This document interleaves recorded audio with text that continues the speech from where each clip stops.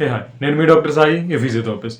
Usually ఈ మధ్య చాలామంది షుగర్ సంబంధిత వ్యాధులతో బాధపడుతున్నారు. కానీ చాలామందికి తెలియదు ఏంటంటే ఎన్ని రకాల షుగర్ టెస్టులు ఉంటాయి. అంటే మనకు షుగర్ ఉందని తెలుసుకునేది, లేకపోతే ఎంత షుగర్ ఉందో తెలుసుకోవడానికి ఎన్ని టైప్స్ ఆఫ్ టెస్ట్ ఉంటాయి.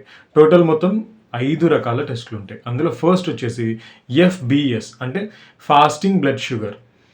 అంటే మీరు ఎర్లీ మార్నింగ్ పరగడుపున చేయించుకునే టెస్ట్ని ఫాస్టింగ్ బ్లడ్ షుగర్ అంటారు. అండ్ సెకండ్ వచ్చేసి పీపీబీఎస్ అంటే పోస్ట్ పరాండియల్ బ్లడ్ షుగర్. సో ఇది మనం తిన్న ఒక గంటన్నర తర్వాత చేయించుకునే బ్లడ్ టెస్ట్.